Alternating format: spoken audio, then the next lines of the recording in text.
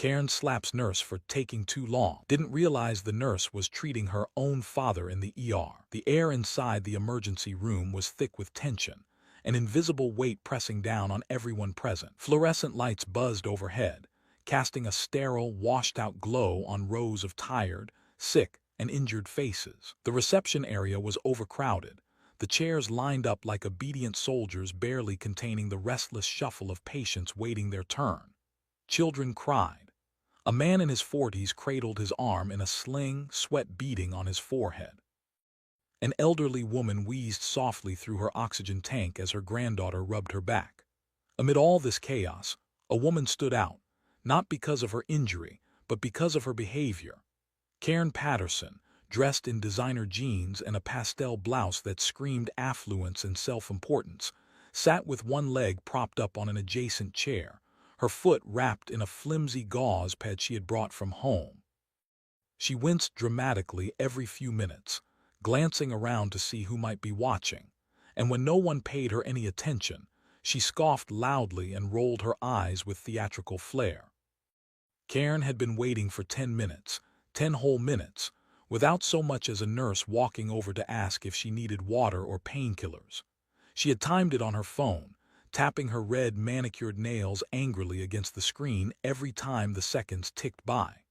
To her, this was unacceptable.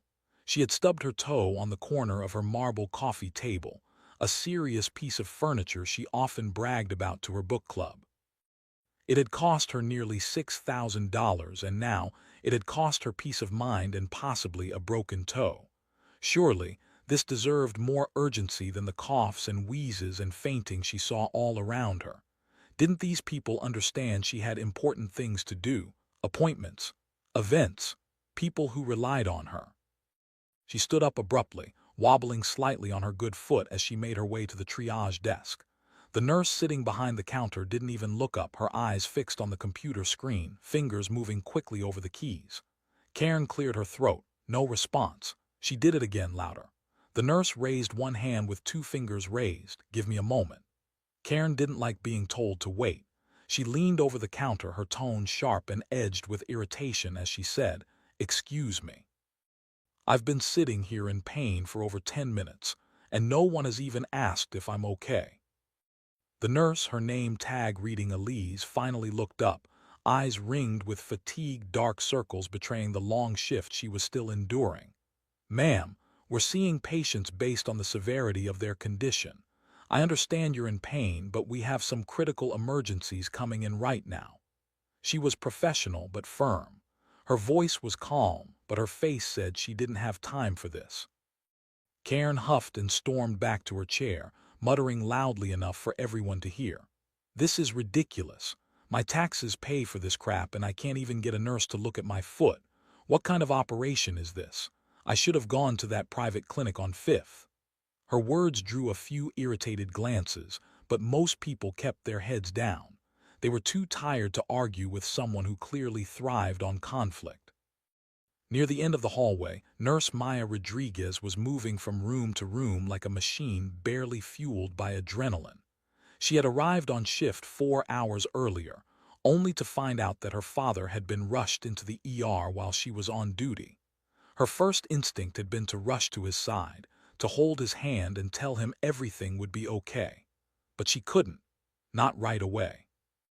There were people coding in rooms, there were wounds needing to be closed, fevers needing to be treated, charts that had to be updated. And through it all, the weight of her father's condition sat like a stone in her chest, every beat of her heart echoing with the fear that she might not make it in time. The ER was chaos, but Maya was part of that chaos. She moved through it with practiced focus, even as the worst kind of anxiety clawed at her insides. She had just finished assisting with a trauma patient who'd been in a motorcycle crash. Blood soaked through her gloves and down her forearms as she peeled them off and disposed of them. She was about to check on her father when her radio crackled with a request to help with a collapsing elderly patient. Her feet, which felt like lead, turned in that direction instead. The patient's breathing was erratic, pulse unstable, and Maya worked alongside the doctor in silence, applying oxygen, adjusting monitors, doing everything she could to stabilize the man. As the doctor called for tests and ordered medication, Maya finally slipped away, rushing toward trauma room 3. Meanwhile, Karen was seething. She had made up her mind. If they wouldn't help her, she would make them help her. She didn't care how crowded this hospital was or how tired these nurses looked. She was done being ignored. She had pain, real pain, and someone had to deal with it. Her moment came when she spotted Maya walking quickly toward a side hallway. The nurse looked tired, disheveled, but she was moving with purpose, and Karen decided that was her target. She sprang from her seat, hobbling slightly, and followed the nurse. "Maya," someone called from behind, but Maya didn't hear it. Her mind was already in that trauma room, already at her father's bedside. Karen, on the other hand, didn't care what the nurse was doing. She caught up to her, tapped her on the shoulder, and when Maya turned around, startled, Karen's hand flew up in a fast, angry motion. The slap cracked through the hallway like a gunshot, a sharp, violent sound that silenced every other noise for a moment. Nurses turned. A patient looked up from their wheelchair, shocked. Maya's head had snapped to the side, her cheek already beginning to flush red. She blinked slowly, stunned not by the pain, but by the audacity of what had just happened. Karen, breathing hard, yelled, "That's what you get for ignoring me. I'm a patient, and you've all been sitting on your asses while I'm suffering. I've never been treated so poorly in my life." Maya slowly turned back to face her, her eyes wide, not in anger but in disbelief and something far deeper than that. Hurt, sorrow, and fury all simmered just under the surface, and her voice, when she finally spoke, carried the weight of something far heavier than any of the chaos around them. The hallway remained silent, as if the hospital itself was waiting for what she would say next. The hallway still echoed with the violent sound of the slap, a moment that seemed to freeze the very air around them. For one heartbeat, then two, nobody moved. Maya stood still, her breath caught in her throat, the heat of the blow still tingling on her cheek. Karen, chest heaving, her face twisted with a smug kind of rage, seemed to be waiting for the nurse to retaliate or cry or cower, anything to prove that she'd made her point. But instead, what Maya did was far quieter and infinitely more powerful. She took a slow breath, straightened her spine, and lifted her chin. Her eyes locked onto Karen's, not with hostility, but with a level of raw, controlled emotion that made Karen's sneer falter slightly, unsure now of the victory she thought she'd just won. Maya's voice, when she finally spoke, was low but steady, and it carried through the hallway with perfect clarity. "I was in trauma room 3, trying to keep my father alive." Her words landed like stones dropped in still water, each one rippling outward with growing weight. "He collapsed earlier today. My mother found him in the backyard and called 911. He barely made it to the hospital.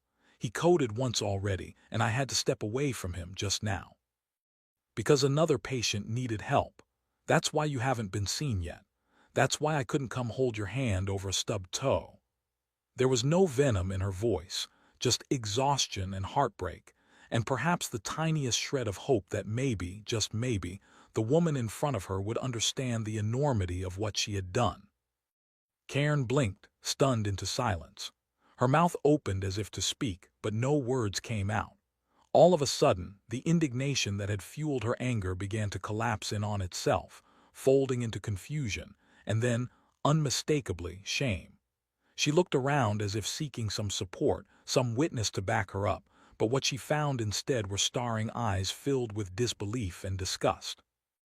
A man in a hospital gown who had been slumped against the wall now stood upright, arms crossed, eyes narrowed in contempt.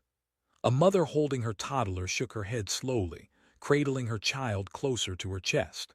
Even the receptionist, Elise, had left her post and stood nearby, arms crossed and face unreadable, waiting to see what would come of this. Karen tried to recover, tried to piece together the arrogance that had shielded her from the truth just moments before. I didn't know," she stammered, her voice no longer sharp but frail. "You should have said something. How was I supposed to know that?" It was a weak defense, and it faltered even as it left her lips. The silence around her thickened, as if the walls of the hospital themselves were closing in to condemn her. Maya didn't respond right away. She just stared at the woman who had struck her, searching for something in her face. An apology, a sign of remorse, even a hint that she understood the gravity of what she had done. But Karen's expression remained muddled, trapped between indignation and embarrassment, unable to fully grasp the depth of the situation she had created. Finally, Maya exhaled and stepped back, rubbing her cheek absent-mindedly. "You don't get to hit people because you're impatient," she said, more to the room than to Karen. "You don't get to take your entitlement out on strangers who are trying their best, especially not in a place where every second matters." At that moment, two hospital security officers rounded the corner, alerted by a call from one of the receptionists. They approached quickly, eyes assessing, hands resting near their radios. "Everything okay here?" one of them asked, voice clipped but professional. Maya nodded slowly. "Yes, I'm fine." She glanced at Karen again. "Just keep her away from me." The guards turned their attention to Karen, who was now visibly flustered, her eyes darting between the nurse and the surrounding crowd. "Ma'am," the taller of the two security officers said, "we need you to return to the waiting area. You can't interfere with medical personnel, especially not physically. That's grounds for removal from the premises." Karen opened her mouth again, possibly to protest, but one look at the unwavering faces around her silenced whatever defense she had been preparing. She turned sharply and limped back toward her seat, her shoulders hunched, her confidence thoroughly deflated. She sat down without another word, folding her arms across her chest and staring at the floor, no longer the loudest voice in the room. The waiting area around her seemed colder now, more isolating, and not a single person offered her a sympathetic glance. Maya remained in place for another moment, trying to shake off the lingering emotion that clung to her like static. Her hands were trembling slightly, but she forced them to still. She couldn't afford to break down here, not in front of everyone, not with her father lying behind a curtain only yards away. She turned and began walking back toward Trauma Room 3, her steps slower now, heavier. Every ounce of energy she had left was reserved for her father. The sting on her cheek was nothing compared to the ache in her chest, the worry that each second she spent away from him might be a second too long. As she passed Elise, the receptionist offered a quiet nod and a murmured, "I'll file a report. You want me to call admin?" Maya shook her head. "Later," she whispered. I need to see my dad." And Elise understood. Everyone who had watched the scene unfold understood. Maya didn't need a disciplinary form or a lawsuit right now. She needed to be a daughter. Back in the waiting room, the atmosphere had shifted. Conversations were quieter. The air, which had been filled with complaints and groans, now held a reverent sort of stillness. People stared at their phones or the floor. A young man looked down at the bandage around his wrist and quietly stood to offer his seat to an older woman. A child asked his mother why the lady hit the nurse, and the mother gently hushed him, whispering something that sounded like, "Some people forget the world doesn't revolve around them."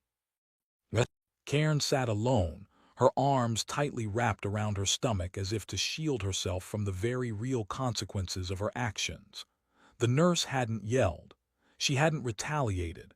She had simply told the truth, and it had hit harder than any slap ever could. The quiet beep of machines was the only sound that greeted Maya as she stepped through the sliding door into Trauma Room 3, her heart thudding in her chest like a war drum muffled beneath layers of weary flesh and fabric. The air inside the room was cooler, tinted with the sterile scent of antiseptics, and every step she took toward the hospital bed felt like crossing a minefield of fragile hope. Her father, Hector Rodriguez, lay motionless beneath crisp white sheets, his chest rising and falling in a rhythm that was both reassuring and terrifying in its fragility. Electrodes dotted his chest, connecting to monitors that displayed his heart rate, blood pressure, and oxygen levels in flickering green lines. A nasal cannula gently delivered oxygen, and an IV line ran into his arm, delivering medication to stabilize his heartbeat. A tube of nitroglycerin had been discarded on the tray beside him, evidence of the emergency team's efforts to keep him alive just moments earlier. Maya moved to his side with practiced efficiency, her fingers checking the readouts while her eyes scanned his face, looking for signs of discomfort or distress. But beneath her professionalism was a daughter struggling to keep it together, trying not to let the lump in her throat win over her training. She brushed a hand gently over his forehead, smoothing back the strands of graying hair that clung to his damp skin. He looked smaller now, frailer than the father she remembered from just weeks ago, still cracking jokes in the kitchen, still tending to his vegetable garden in the backyard with the same care he used to raise his children. Seeing him like this, surrounded by machines and blinking lights, was like watching a pillar crack in slow motion. "Dad," she whispered, though he didn't stir. His eyes remained closed, his expression peaceful, but Maya had seen enough to know peace could be misleading in an ER. She checked his pulse manually, matching it with the monitor's reading, and adjusted the IV slightly before stepping back and taking a seat on the rolling stool beside his bed. The room felt like a bubble, isolated from the tension and noise of the hallway, where only minutes ago she had been humiliated in front of strangers by a woman who couldn't see past her own inconvenience. But Maya didn't let her mind linger on that now. Her thoughts were rooted here in this moment, beside the man who had once lifted her onto his shoulders to see over parade crowds and had cried at her nursing school graduation like she'd just saved the world. The curtain rustled slightly as Dr. Hargrove, a stocky man in his 50s with kind but serious eyes, stepped in with a tablet in hand. He nodded to Maya, his expression grim but not hopeless. "Vitals are holding for now. We've started him on blood thinners, and the cardiologist is on his way to evaluate whether we need to go in for a stent tonight or if we can stabilize him for a stress test tomorrow. It's touch and go." Maya nodded, absorbing the information like a sponge, her brain switching back into clinical mode even as her soul screamed in worry. "I'll stay with him as long as I can," she said, her voice steady but soft. The doctor hesitated, then placed a gentle hand on her shoulder. "Take a break soon, Maya. You've been going non-stop since your shift started, and this is personal now. Let us handle it if you need to step away." She gave a tight nod, appreciating the sentiment but knowing she wouldn't leave. Not yet. Not when her father was still between here and something worse. After Dr. Hargrove left, Maya reached into her scrub's pocket and pulled out the crumpled picture she always carried, a photo of her, her father, and her younger brother at the beach years ago. They were all smiling, wind-blown and carefree, arms around each other like nothing in the world could ever come between them. She placed it on the table beside his bed, facing him, a silent anchor in the storm they now found themselves in. Meanwhile, back in the waiting room, the atmosphere had transformed entirely. Karen remained silent, staring blankly at the tiled floor, her expression distant and uncharacteristically unreadable. Every now and then, she would glance around at the people she had once seen as beneath her, people who were now united in a quiet judgment she couldn't escape. No one said anything to her directly, but the looks, the turned shoulders, the avoidance were louder than any words. It wasn't just embarrassment anymore. It was isolation, a sudden and cold realization that she had crossed a line that couldn't be uncrossed. She was no longer the loudest voice in the room. She was the one people now whispered about. When Elise returned to her station, Karen stood hesitantly and approached the desk with cautious steps. Her voice was quieter now, stripped of its earlier bravado. Is the nurse okay?" she asked, her eyes not quite meeting Elise. The receptionist raised an eyebrow but gave her a short nod. "She's with her father. He's in critical condition. She's not available." Karen swallowed hard, nodding, then lowered her gaze. "I didn't know," she mumbled, but Elise didn't respond, already returning her focus to the intake form on her screen. Karen returned to her seat, but something inside her had shifted. She stared down at her own foot, the swollen toe that had seemed like such an emergency just 30 minutes ago, and suddenly it looked small, laughable even, a reminder of just how detached from empathy she'd allowed herself to become. In her world, problems were solved with noise and complaints, with threats and demands. But here, in this place filled with genuine pain and real emergencies, she had been exposed as hollow.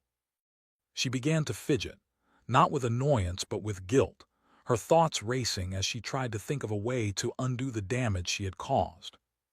Inside Trauma Room 3, Maya sat in silence, holding her father's hand now, the beep of the heart monitor keeping a fragile rhythm against the heavy quiet. Her fingers were cold and her eyes stung, but she wouldn't let herself cry. Not yet. Her father had always taught her to be strong in the face of storms, to stand tall when others ran for cover. But strength didn't mean hiding the pain, it meant carrying it forward and doing what needed to be done despite it. She leaned forward and whispered again, this time with more urgency. "Please, Dad, just hold on, you don't get to leave yet, not like this." The silence after her plea was long, stretching into a void where nothing moved, nothing changed. But then, almost imperceptibly, his hand twitched beneath hers. A small, barely there movement, but enough. Enough to make her breath hitch, to make hope surge again in her chest.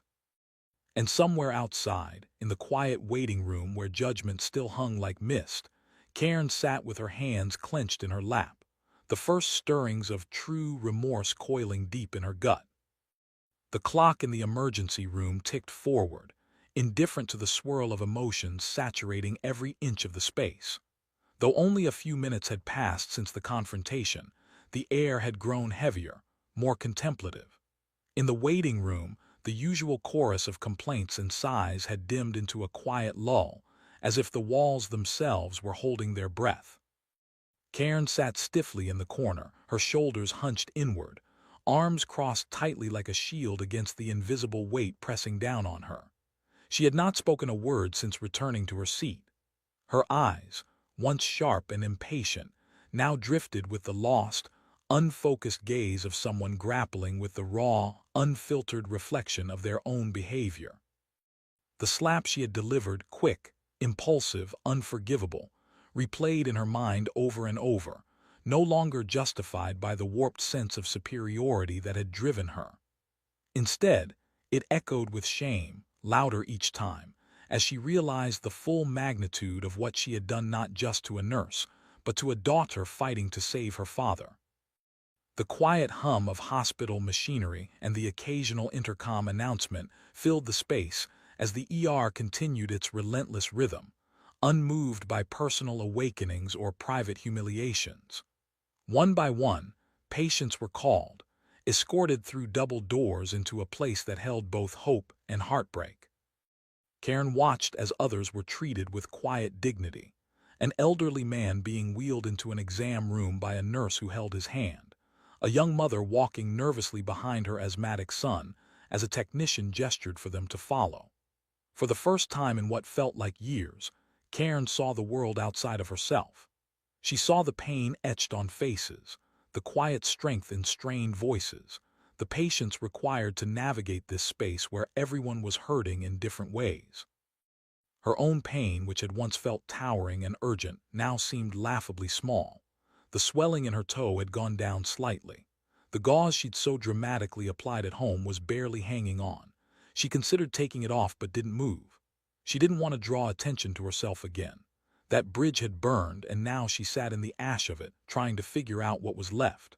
A few feet away, the receptionist Elise returned from a brief break, setting down a fresh cup of coffee at her desk. Karen watched her for a moment and with a hesitant breath stood up. Her steps were slow, careful, not because of her toe, but because of the fear that any movement might invite further scrutiny. She approached the desk, clutching a small piece of folded paper in her hand. Elise looked up, her face guarded. "Yes," she asked. Karen hesitated, her mouth suddenly dry. She held out the note with a slight tremble. "It's for Nurse Maya," she said quietly.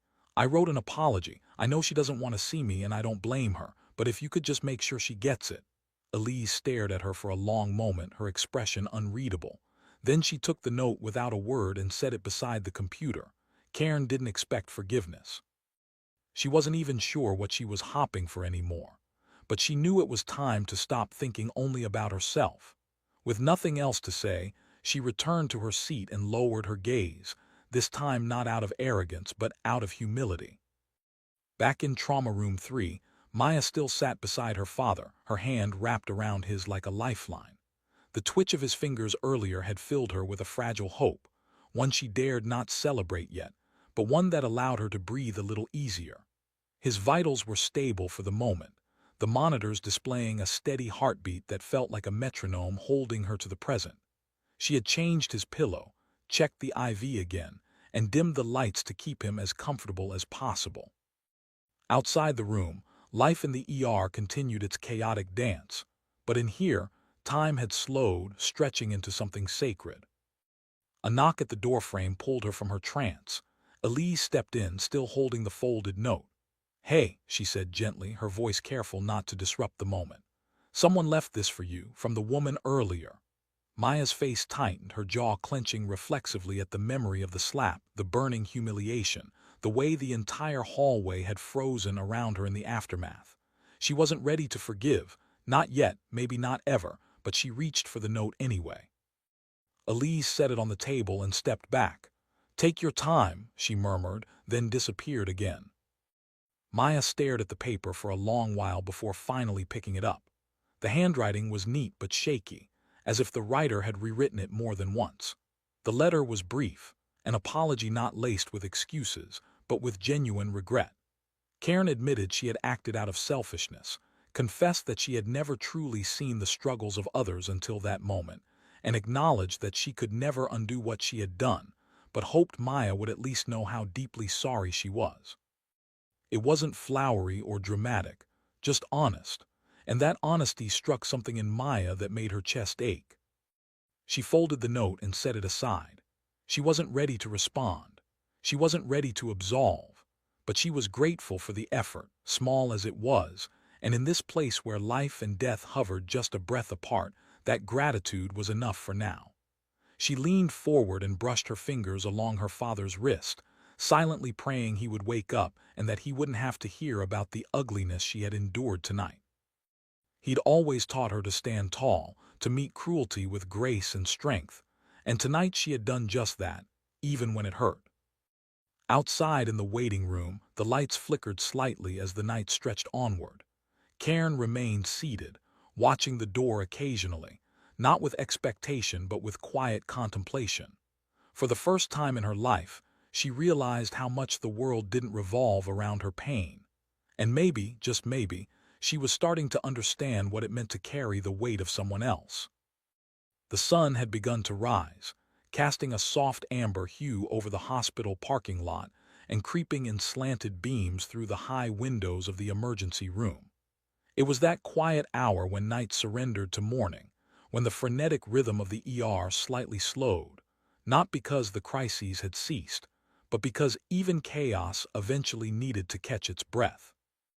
The harsh fluorescence inside still glared down on the scuffed floors and the weary faces of nurses and patients alike, but the golden light outside offered a subtle contrast, as if reminding those within these walls that the world beyond still turned, still offered the promise of a new day.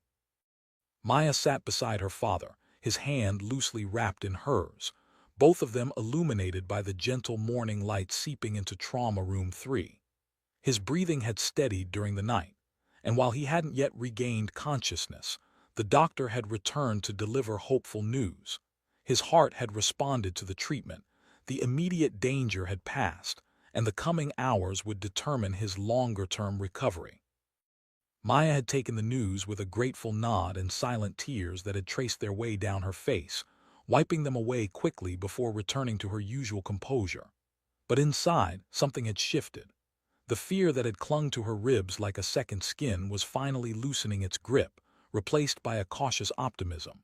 She had spent the last several hours split in half nurse, half daughter, torn between duty and heartbreak, composure and exhaustion. Now, in this quiet moment, she was simply a daughter again, sitting at her father's bedside as the world slowly stirred back to life outside. The note from Karen still sat on the table beside her, its edges worn from where her fingers had traced the folds absent-mindedly through the night. She hadn't read it again. Once was enough. It had left a strange feeling in her, one part relief, one part heaviness. An apology had been offered, genuine and without expectations, and for Maya that had meant something, even if she wasn't ready to say it aloud. She had no obligation to forgive, no duty to make it easy for someone who had raised a hand to her without knowing anything about her.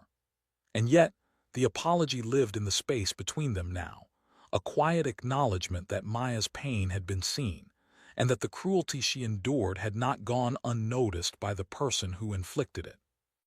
Back in the waiting room, Karen sat with her hands folded in her lap, her posture transformed from the entitled slouch she had arrived with into something more still, almost reverent. Her eyes were red from tears she hadn't tried to hide, and her body language was that of a woman who had finally stepped out of her own shadow and seen herself clearly for the first time in years. She no longer looked around expecting attention or validation. Instead, she remained in her seat as the receptionist called other names, as new patients trickled in, as the morning shift slowly began to replace the night crew. She didn't ask when she would be seen. She didn't complain that it had been hours. She just sat and waited, quietly, humbly, as if she finally understood the price of the harm her impatience had caused. Eventually, Elise approached her. The receptionist had remained watchful, not out of malice, but with the guardedness of someone who had witnessed too many outbursts, too many apologies that meant nothing. But this time felt different. Elise offered a brief nod and said, "Nurse Maya received your note. She's with her father still. He's doing better." Karen looked up, her expression flooded with emotion. "Thank you," she whispered, her voice cracking from exhaustion and something deeper. "I didn't expect her to respond. I just wanted her to know I was sorry." Elise studied her a moment longer, then softened. "Sometimes that's the most you can do." The two women didn't speak further. Elise returned to her desk, and Karen sat quietly, digesting the news. The image of Maya's face after the slap haunted her, not because she feared retribution, but because she had seen a glimpse of something in that moment that changed her: dignity in the face of pain, composure in the midst of personal grief. Karen had spent years believing the loudest person in the room was the most powerful, but now she understood the truth. Real strength often looked like silence, like restraint, like someone choosing grace when they had every right to rage. She wondered who Maya's father was, what kind of man had raised a daughter who could endure what she had endured with such grace. And in that wondering, Karen realized just how shallow her world had been, how blind she had been to the people who kept the world running while she had taken them for granted. Inside Trauma Room 3, Maya finally stood, her legs stiff and aching from hours spent seated. She stretched briefly, her back popping, and leaned down to press a soft kiss to her father's temple. He stirred slightly, his eyelids fluttering, but didn't wake. Still, she smiled faintly. Progress. Outside the room, the hallway buzzed again with footsteps and voices, and Maya knew she needed to return to her duties. There were patients waiting, charts to complete, rounds to assist with. But before she stepped out, she took one last look at the man who had always been her rock, who had taught her how to stand tall and speak softly and care for others, even when it cost something. As she exited the room, her eyes caught Elise's at the desk. Elise gave her a small, silent gesture, a quick flick of her eyes toward the waiting room. Maya's gaze followed. She saw Karen sitting there, hands still, head bowed slightly. Maya paused for just a moment, her thoughts turning. Then she exhaled through her nose, shook her head gently, not in contempt but in quiet understanding, and continued walking. There was no confrontation, no final word. She had already said everything that needed to be said. Forgiveness, if it ever came, would come in time. For now, she had her father, her work, and the peace that came from knowing she had stayed true to herself. Karen didn't look up as Maya passed by, but somehow she knew. She felt the nurse's presence like a warm current moving past, steady and unshakable. No eye contact was made, no gesture exchanged, but something settled in Karen's chest, an unspoken acknowledgement that, while some actions couldn't be undone, they could be understood. And that understanding, painful and humbling as it was, could be the start of something new. As the morning light stretched farther into the hospital, illuminating the worn tile floors and the weary, hopeful faces of those inside, life went on. The ER doors opened and closed. New patients arrived. Nurses moved with practiced grace. And somewhere in the hush between heartbeats and healing, two women walked their separate paths, one returning to the life she had always known, now forever changed by a single moment of pain and revelation, the other stepping forward with quiet strength, carrying her own burdens but no longer alone. The story was over, but the lessons would linger, etched into the walls of the like fingerprints on glass, proof that even in the worst of moments, humanity, dignity, and empathy could still prevail.